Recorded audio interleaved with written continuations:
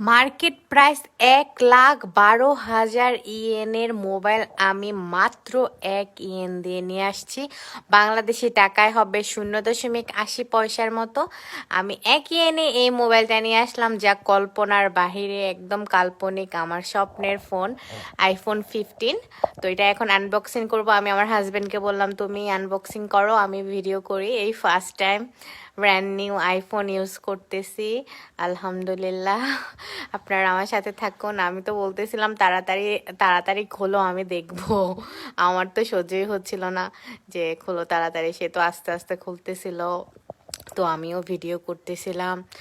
তো এই তো খুলতেছে। যাই হোক, আলহামদুলিল্লাহ সব কিছু ভালো ছিল।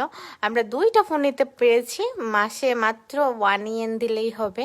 এটা জাস্ট জাপানেই সম্ভব। আমার ছেলেটা হাত দিয়ে মোবাইলটা ধরছিল, সে এটা ধরবেই ধরবে। সে নতুন বক্স থেকে ধরার জন্য পাগল হয়ে গিয়েছে। তো এই অবস্থা। তো আমাদের খুলতে একটু অসুবিধা হচ্ছিল বাচ্চাটার জন্য।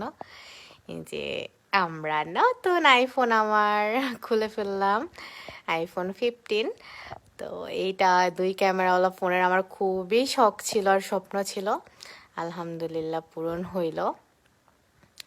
থ্যাংক ইউ হাজব্যান্ড আনবক্সিং করার জন্য।